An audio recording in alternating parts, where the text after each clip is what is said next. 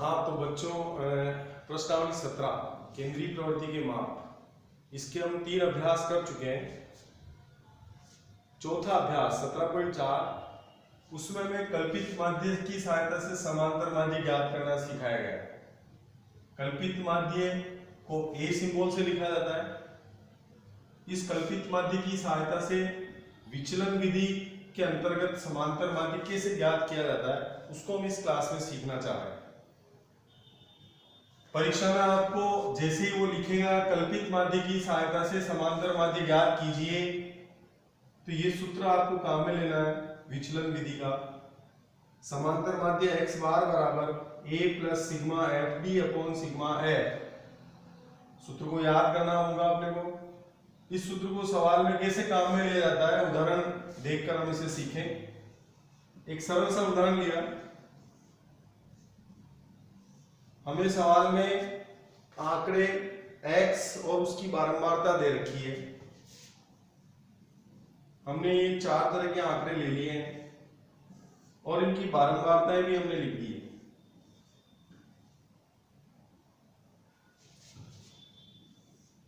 इस सवाल में कल्पित माध्य की सहायता लेनी है और विचलन विधि से समांतर माध्य ज्ञात करना है। तो क्या तरीका हम रखेंगे बेटा?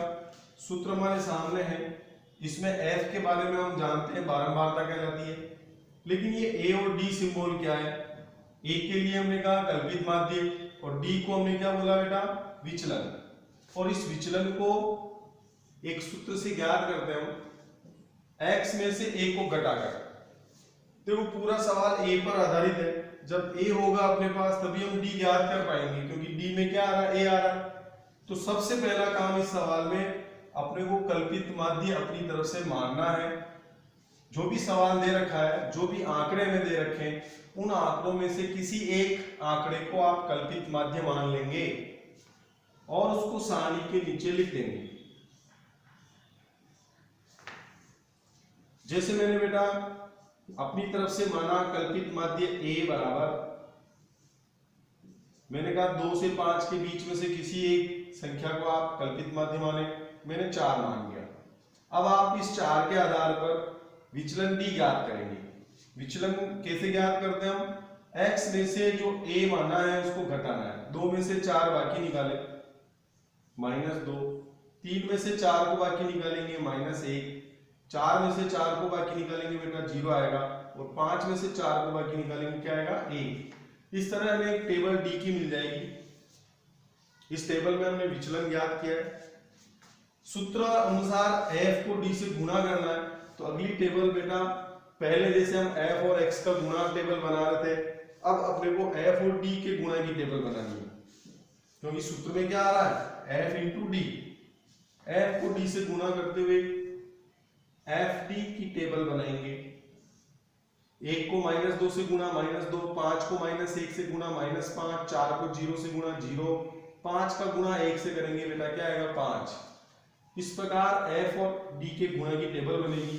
अब सूत्र में हमें a की जरूरत है, a हमने मान लिया। सिग्मा एफ डी, सिग्मा से मतलब क्या होता है बेटा? जोड़। पिछली क्लास में भी हमने देखा सिग्मा एफ डी ज्ञात करने के लिए आप एफ डी वाली टेबल की जोड़ लगा देंगे। इसको जोड़ा, उत्तर कितने आ रहे हैं? -7 और +5 है, तो -2 बचेंगे। a लिख देंगे। सिग्मा एफ डी भी हमने याद कर लिया। अब एक जरूरत है सिग्मा एफ। एफ की जोड़ को अपन सिग्मा एफ कहेंगे बेटा, जो कि आंकड़ों की संख्या कहलाती है। 2 एक बार आ रहा है, 3 5 बार आ रहा है, 4 4 बार आ रहा है, तो आंकड़ों की संख्या इधर एफ के साथ समझनी। f मतलब आंकड़ों की संख्या। इनको जोड़ेंगे तो आंकड़ों की कुल संख्या आपको मिल जाएगी। अब ये सारे मान सारणी से अपने को इस x बार वाले सूत्र में रखने। a का मान क्या माना? 4। सिग्मा एफ डी कितना आया था बेटा? -2 बट्टे में अपने को क्या लिखना है? 15। ऋण वाली संख्या को ऐसे कोष्टक में लिख देंगे। धन और ऋण का गुणा ऋण आएगा बेटा, और 2/15। प्राप्त भिन्न को दशमलव में बदलना है और फिर आंसर लिखने हैं। 15 का भाग 2 में लगाएंगे, 15 का भाग 2 में जाता नहीं है, पॉइंट में आप उत्तर लाएंगे। देखो मैं 15 का भाग 2 में लगा रहा हूं, 15 का भाग 0 बार गया। अब भाग नहीं जाता है, पॉइंट लगा के 0 बढ़ाएंगे। 15 का भाग 20 में 1 बार, बचे 5, फिर 5 में भाग नहीं जा रहा बेटा, पॉइंट लगा चुके हैं तो 0 लगाएंगे। 15 का भाग 50 में लगभग, फिर आगे 5 बचेगा। इसी प्रकार आगे लगा सकते हैं। लगभग अपने को 2 अंकों तक भाग लगाना है। 0.13 2/15 का मान आता है। अब 4 में से 0.13 को बाकी निकालना है।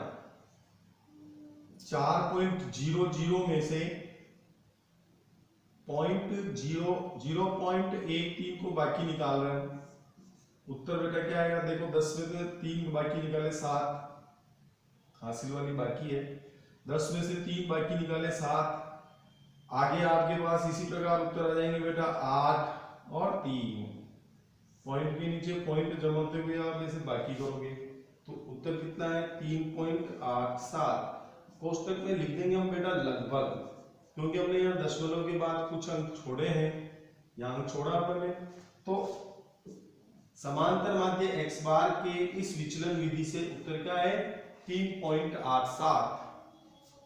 ये अपना एक मेथड, एक विधि, विचलन विधि, जिसमें हमने किसको काम में लिया? कल्पित माध्य को। कल्पित माध्य की सहायता से समांतर माध्य ज्ञात करना। जिस सवाल में x और f हमें दे रखे हैं, x अवर्गीकृत है, ऐसा हमने उदाहरण लिया और विचलन विधि को काम में लिया, विचलन निकाला, सूत्र में मान रखे और उत्तर निकाले। ये काम आप सभी को आना चाहिए। 17.4 में ऐसे सवाल आपको मिलेंगे। इस प्रश्न के अतिरिक्त जहां x वर्गीकृत दे रखा हो और विधि यही लगानी हो, क्या किया जाता है, ऐसा एक उदाहरण और समझते हैं हम। इसको आप नोट करो, समझो और इससे संबंधित सवालों को होमवर्क की कॉपी में करो।